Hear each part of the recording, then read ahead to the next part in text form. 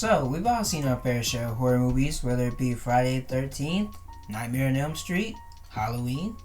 And we all know that, the tropes in these movies are kind of stupid. I mean, you got white people, black people, doesn't matter who's in the situation, except I guess it kind of does. Think about it. Some of the main tropes that you see in these movies include running into a dark area where you know you have no weapons against the killer, hiding in the closet, which should never work, honestly, hiding under the bed, which also should never work if the killer is really perceptive. And then there's even more stupid tropes, like somehow the white girl that looks very powerless ends up beating Jason literally every single time without fail. Oh, and never have sex in a horror movie. You're gonna die. Like, so serious. If a character decides to do that in a movie, if two characters decide to be really, really horny in a movie, they're gonna die. Jason does not play that. Heck, even when Jason went to space and they tried to do something like that, he still ended up trying to kill him. That's besides the point, though. Last but not least, in all of these tropes besides, forgetting the car keys, which is another one that annoys the absolute life out of me, is the fact that the black characters have to die very fast. And it's because, let's be real here, some of these movies would not last long if black people were the main characters. I'm just being honest with you. Some of them wouldn't even start. Like Wrong Turn, for example. I'll get to Wrong Turn actually, but let me just tell you right now, black people would not be doing that. Alright, let's be real. No racial, they wouldn't. What black people gonna see that they going somewhere and then they apparently they had to get redirected because there's a problem? Oh no, just go this way instead. You'll still make it there though in time. Like, no. Like, wasn't the premise of one of those Wrong Turn movies? I could be completely mistaken. If so, I honestly don't care. Is that like they're trying to go to a party and they're told, oh, sorry, you gotta take a detour, something's going on. Yeah, let me not go there. We have too much sense, and that's kind of what's hilarious to me. It's like it's just the unwritten rule about horror movies. If there's a black person in the movie or black people in the movie, they gotta die first. I don't know what it is. Maybe it's because some of the irrational decisions made in these movies would not be made because black people just have the instinct to not do some stupid stuff in a situation where you know you might die. Now, it's not for all black movies in general, and thrillers and horrors. They fall into the same tropes of, let's have the white people be dumb, let's have the one black person find out something, and then boom, let's get them killed. And this is not, once again, this is not racist. It's just the truth. They make sure, like, for example, you're never gonna see black people going skinny dipping in the nasty behind Tramp Crystal Lake, where apparently a kid may have died in. They're not gonna go skinny dipping, bro. Who do you see going skinny dipping? The white people, the white girl. I'm just saying.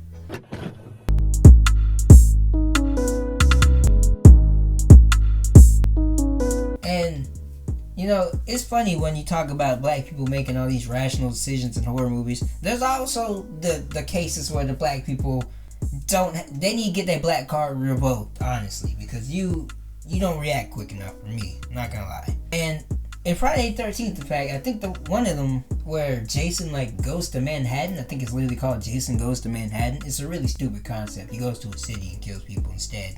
Kind of like how Predator ended up going to the city, but at least that was kind of cool. Regardless of which, there's a black guy who decides to try to box Jason, and of course he dies. But he actually went out with some fight in him. My boy really tried to box Jason. He was throwing hands with him, and Jason was just eating him, of course, because he's Jason. But he had the most honor of all the other people in the movie that died. Everybody else just kind of went out like some chumps. He was straight up trying to throw hands till he got tired and got his head knocked off. With that also being said, there are horror movies that can be done with a black main character and be done right with a black main character. Because, like I said, black people can get in these situations too. It's not all just, oh, white people dumb, white people make dumb decisions. No, that's not what I'm saying. No. What I'm saying is, most of the time, we're not going to do something completely irrational. And a lot of the things that happen in horror movies happen because the main characters are stupid. They're just dumb. They don't have the instincts to realize, wait a minute, let me not do this stupid thing that would probably get me killed. I'm just saying. However, a horror movie that does a black person as a main character and does it right is Get Out.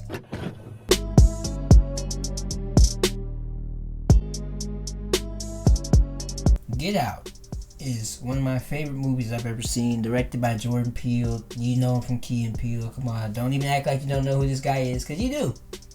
Regardless of which, it was his first attempt at really like making a big blockbuster, not really blockbuster, but big mainstream movie to the world. And he's normally a comedy guy, but I guess he wanted to make more of a dark comedy, because it is kind of a dark comedy. The movie's funny, but it's also kind of terrifying when you think about it.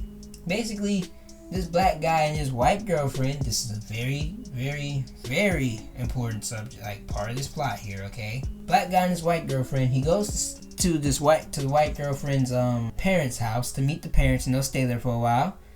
And a lot of really shady stuff is going on. The black people specifically around the area are acting really weird. They're running around at nighttime at supersonic speeds. For some reason, the maid started crying. Like, there's a lot of weird stuff going on here.